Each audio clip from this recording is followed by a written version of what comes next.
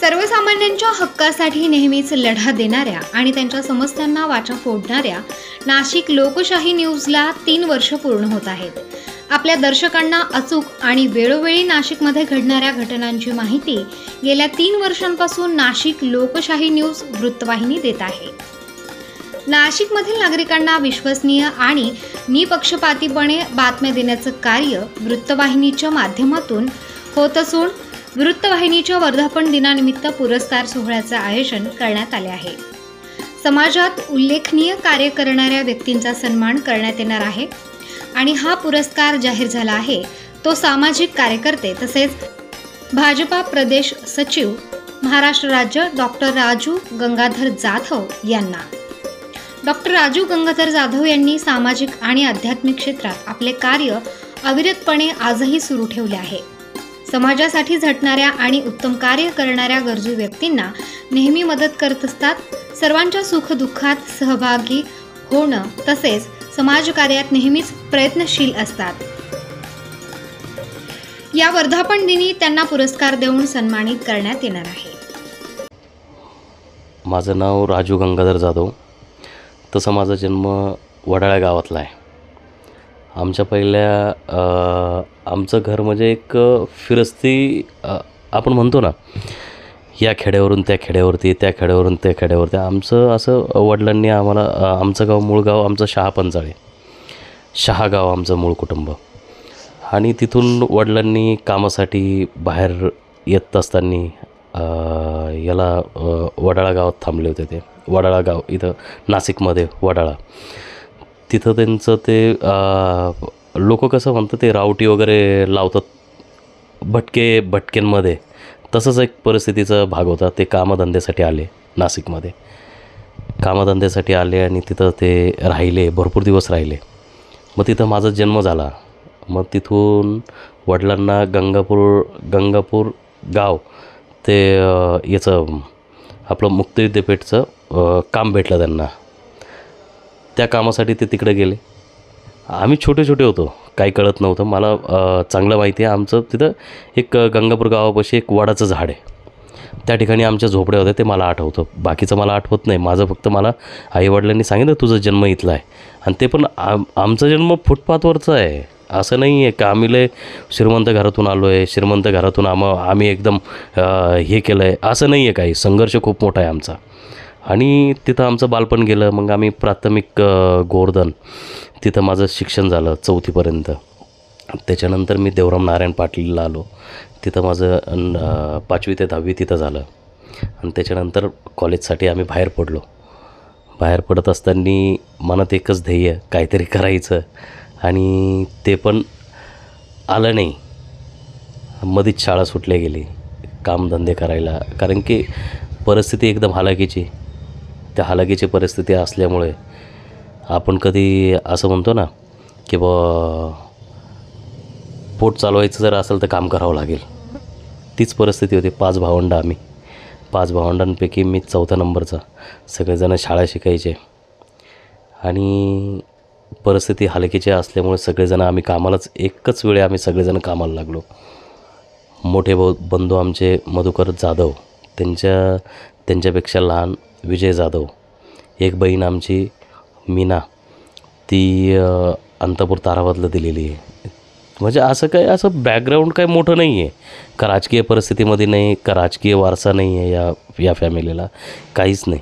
एक संघर्ष कुटुंब म्हणतो ना आपण, संघर्ष जीवन. म्हणजे 3 बांबूंच्या घरापासनं तर आता राहिला एखादी खोली, यापर्यंत आता आलेलं आहे.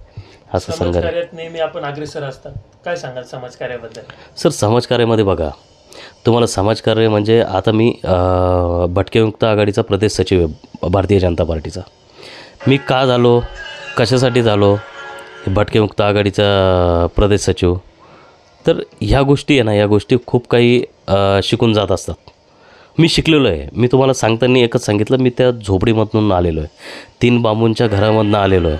त्या 3 बांबूंच्या घरामधून येत असताना आहे ना, फक्त एवढंच आहे की मला एक दिशा द्यायला एखादा माणूस जर असता, आम्हाला दिशा खूप पहिली भेटली असती. पण आम्हाला दिशा द्यायला नव्हते. वडिलांनी आम्हाला सांगितलं हे करायचं आहे, जास्त उंच बघण्यापेक्षा ना जास्त खाली बघून चाला. त्या समाजकारणामध्ये हेच आहे. भटकेमुक्तचं आघाडीचं काम करत असताना आहे ना, प्रत्येक जातीमध्ये वेगवेगळ्या भाषा आहेत.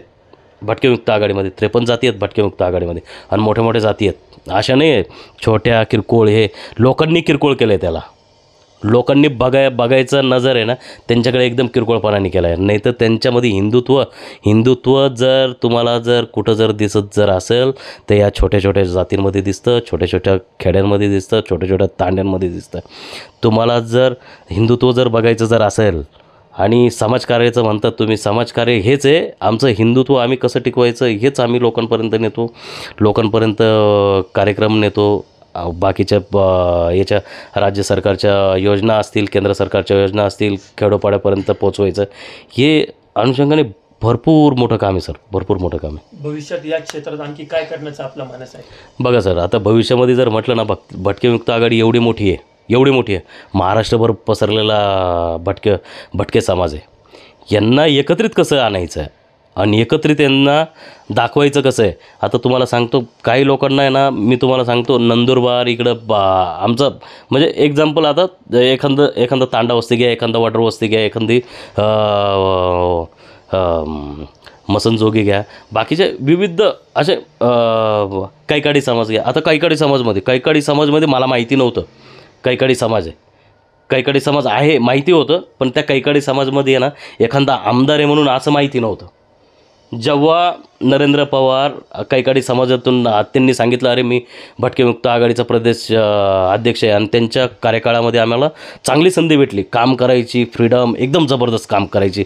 हे म्हणजे सांगूच शकत नाही, एवढा मोठा तो हे होतं का त्यांनी आम्हाला फ्रीडम दिलं की तुम्ही इथं काम करा. मी उत्तर नगर प्रभारी होतो. उत्तर नगरला मी काम केलेलं आहे, नगरमध्ये काम केलेलं आहे, परभणीमध्ये काम केलेलं आहे, भरपूर ठिकाणी मी काम केलेलं आहे. पण यांच्या सगळ्यात मोठ्या गोष्टी अशा असतात की त्यांच्या भाषा समजून घेणं. 53 जाती आहेत, 53 जातींच्या 53 भाषा आहेत. हे माहिती नसेल तर मी तुमच्या माध्यमातून लोकांना सांगतो आहे, 53 भाषा आहेत. मग 53 भाषा आहेत तर काही गोष्टी आहे ना, काही गोष्टी त्यांच्याबरोबर मॅच व्हावं लागतं, त्यांच्याबरोबर फिरावं लागतं, त्यांच्याबरोबर राहावं लागतं, त्यांच्याबरोबर त्या झोपडीमध्ये जावं लागतं. त्यांचे विचार, त्यांची काय समस्या आहे, खूप छोट्या छोट्या समस्या आहे आपल्या लोकांच्या. काय, कोणाला जातीचे दाखले नाही, कोणाला 61चा पुरावा मागितला जातो. आता 61चा पुरावा जर त्यांच्याकडं नसेलच, म्हणजे तुम्ही विचारलं त्याच्यासाठी सांगतो आहे का समाजकार्यामध्ये अजून काय काय करणार आहे तुम्ही. समाजकार्यामध्ये हाच एक मोठा आहे विषय. जर सरकारने जर ठरवलं 5 मिनटामध्ये त्याचा अध्यादेश काढून तो 61 सालाचा पुरावा नष्ट करू शकतात. आणि लोक आहेत का ते ओपनमधून भरतात डायरेक्ट. मग त्यांना फी लागणं, त्यांचे खर्च वाढवणं, त्यांचं सगळं काय वाढलं जाणारं. हे खूप मोठ्या समस्या आहेत, खूप मोठ्या गोष्टी आहेत, आणि अशा गोष्टी करायच्या आहेत, आणि या लवकरात लवकर व्हावं ही अशी इच्छा आहे माझी. आजवर स्मरणात राहिलेल्या एखाद्या घटनेबद्दल काय सांगाल?